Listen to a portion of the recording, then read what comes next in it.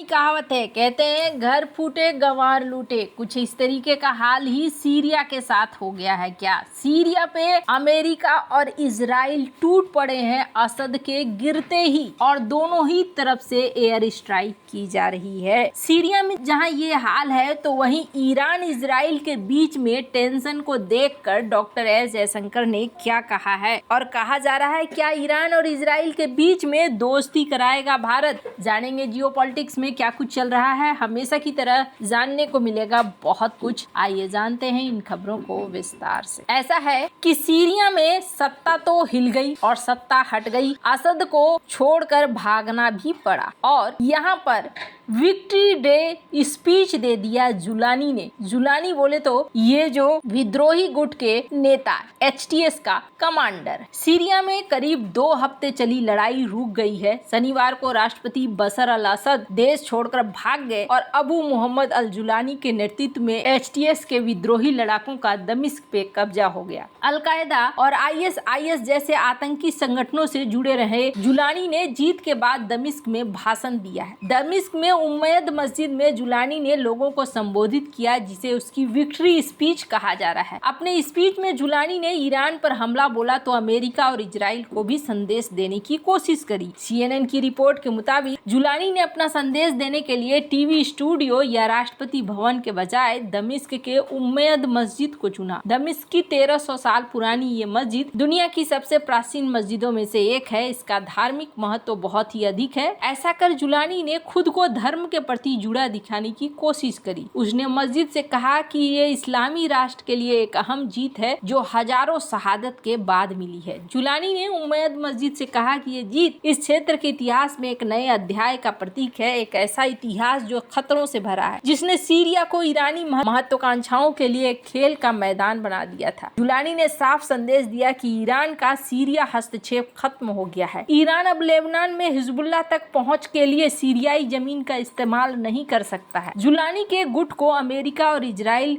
आतंकी संगठन मानते हैं। अमेरिका ने जुलानी के सिर पर $10 मिलियन का इनाम भी रखा हुआ है। इसके बावजूद ईरान पर सख्ती बरतते हुए उसने इजराइल अमेरिका को संदेश देने की कोशिश की कि नए सीरिया में आपके हितों को समझा जाएगा। जुलानी समझता है कि ये ऐसी शक्तियां हैं जो उसे नीचे ला सकती हैं। ऐसे में उसने अमेरिका को मैसेज देने की कोशिश करी। जुलानी ने असद के खिलाफ लड़ाई छेड़ने के बाद से ही लगातार जो बाइडेन और अमेरिका के निर्वाचित राष्ट्रपति डोनाल्ड ट्रंप तक अपना संदेश पहुंचाने की कोशिश की है। हाल ही में जुलानी ने सीएनएन से बातचीत में कहा कि वो दूसरे जिहादी गुटों से अलग हो गया है क्योंकि वो उनकी क्रूर रणनीति का समर्थन नहीं करता है। बाइडेन ने भी एक बयान में कहा कि उन्होंने जुलानी को सही बातें कहते हुए सुना है, लेकिन उन्होंने ये भी कहा कि उसे बातों से नहीं कामों से आंका जाना चाहिए। अभी ये सारी चीजें हो ही रही है। इस बीच में स्क्रीन पर आप एक ट्वीट देख सकते हैं। यहाँ पर रूस की तरफ से एक ट्वीट किया गया है, रूस राजदूत मिखाइल उल्यानोव की तरफ से, और कहा गया है कि जो असद हैं और उनका परिवार है वो दोनों ही रूस में है। रूस अपने दोस्तों को धोखा नहीं देता है। हालांकि जो विशेषज्ञ हैं वो कहते हैं कि नहीं जी, रूस की इमेज में अच्छी खासी गिरावट आई है। जो सोवियत संघ वाला रूस था, जो अपनी ताकत दिखाता था, वो चीज खत्म हो गई है। कहा जाता है कि भागने से पहले असद ने ईरान से भी मदद मांगी थी, लेकिन ईरान ने भी असद को मदद नहीं करी और फौज नहीं भेजा। कहा जा रहा है कि ईरान का मानना है कि असद ने उनके साथ गद्दारी की और गद्दारी की सजा उन्हें मिलनी चाहिए, लेकिन ईरान ने अपने ही पैरों पर कुल्हाड़ी मार ली, क्योंकि अब सीरिया नहीं रहा उनके कब्जे में। तो समझिए कि हिजबुल्लाह और लेबनान से भी कनेक्शन टूट गया। पर इन सब के बीच में शायद ही किसी को अंदाजा था कि इजराइल और अमेरिका कुछ ऐसा करेंगे। अमेरिका ने सीरिया में दर्जनों हवाई हमले किए हैं। ये हमले उसी दिन किए गए हैं जब इस्लामिक विद्रोहियों ने बशर अल असद की सत्ता को उखाड़ फेंकते हुए राजधानी दमिश्क पर कब्जा कर लिया। रविवार 8 दिसंबर को बशर अल असद ने परिवार के साथ देश छोड़ दिया और भागकर मॉस्को पहुंचे। इसके साथ ही सीरिया पर 5 दशक से चले आ रहे असद परिवार के शासन का अंत हो गया। इस बीच अमेरिकी सेना ने बताया कि उसने मध्य सीरिया में 75 हवाई हमले किए हैं। अमेरिकी सेना ने हवाई हमलों में आतंकवादी गुट ISIS के ठिकानों को निशाना बनाया है। ISIS का सीरिया में गढ़ हुआ करता है। सीरिया में विद्रोहियों का नेतृत्व करने वाले समूह हयात तहरीर अल शाम का मुखिया अबू मोहम्मद जुलैनी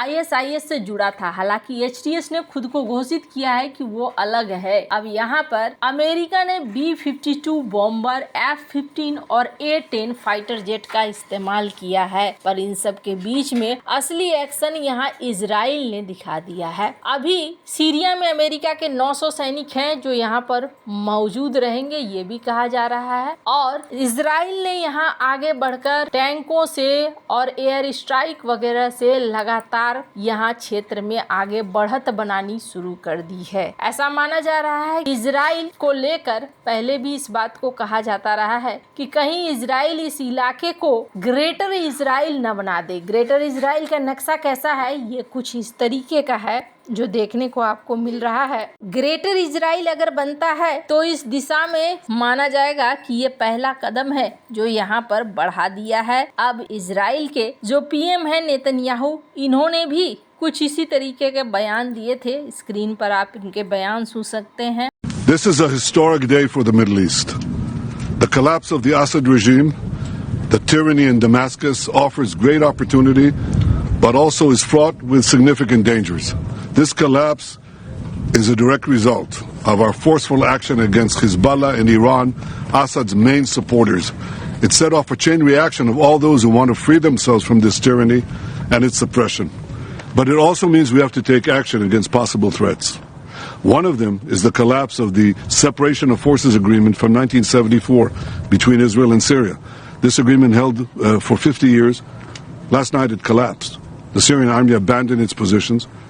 और इस बयान में उन्होंने एक बात समझा दिया था कि यहाँ अगर उनके तरफ देख रहे हैं तो मत देखो, हम खुद आगे बढ़ जाएंगे। जैसे ही असद सरकार का पतन हुआ है, इजराइल ने पुराने समझौते रद्द कर दिए हैं और गोलन हाइट्स पर एक बार फिर से कब्जा कर लिया है। रविवार को इजरायली प्रधानमंत्री ने घोषणा की कि IDF को गोलन के इजरायली कब्जे वाले हिस्से से बफर जोन में प्रवेश करने, आसपास के कमान संभालने के भी आदेश दे दिया गया है। और धीरे धीरे यहाँ पर जो चौकियां थी उन चौकियों पर एक बार फिर से कब्जा हो गया है। मतलब अब इनका पूरा का पूरा यहाँ पतन इन्होंने शुरू कर दिया। इन सब के बीच में एस जयशंकर का एक बयान भी बहुत ज्यादा चर्चा में आया हुआ है। विदेश मंत्री एस जयशंकर ने रविवार को कहा है कि इजराइल और ईरान के बीच संबंध या इसकी अनुपस्थिति चिंता का विषय है तथा भारत के कुछ कूटनीतिक प्रयास इस पहलू पर केंद्रित है। बहरीन में मनामा डायलॉग में अपने संबोधन में जयशंकर ने लाल सागर में हुती चरमपंथियों द्वारा वाणिज्यिक जहाजों पर हमलों का सीधे तौर पर उल्लेख किए बिना कहा कि भारत का हित सुरक्षा स्थिति से ठीक होने में है। शनिवार को बहरीन की 2 दिवसीय यात्रा पर आए जयशंकर ने अलग अलग मुद्दों पर बात की, जिनमें संघर्षों को और फैलने से रोकने की बात हुई। इन्होंने कहा कि हालिया समय में हम सभी के लिए इजराइल और ईरान के बीच संबंध की अनुपस्थिति विशेष रूप से चिंता का विषय है, इसलिए हमारे कुछ कूटनीतिक प्रयास उस विशेष पहलू पर केंद्रित है। हालांकि विदेश मंत्री ने भारत की कोशिशों के बारे में विस्तार से नहीं बताया। पिछले कुछ महीने में ईरान और इजराइल के बीच बढ़ते तनाव को लेकर वैश्विक चिंताएं भी हैं। अक्टूबर में ईरान ने हिजबुल्लाह प्रमुख हसन नसरल्लाह और लेबनानी चरमपंथी संगठन के अन्य कमांडरों की हत्या के जवाब में इजराइल पर 200 मिसाइलें दागी थी। इसके बाद इजराइल ने ईरानी हमलों का जवाब दिया था। भारत के लिए पश्चिम एशिया के महत्व पर विदेश मंत्री ने देश की सतत आर्थिक वृद्धि को भी रेखांकित किया। उन्होंने कहा कि भारत आज लगभग 4000 अरब अमेरिकी डॉलर की अर्थव्यवस्था वाला देश है और हमें उम्मीद है कि इस दशक में आसानी से हम दुगना हो जाएंगे। और यहाँ पर वो कह रहे हैं कि ईरान और इजराइल ये दोनों साथ आ जाएं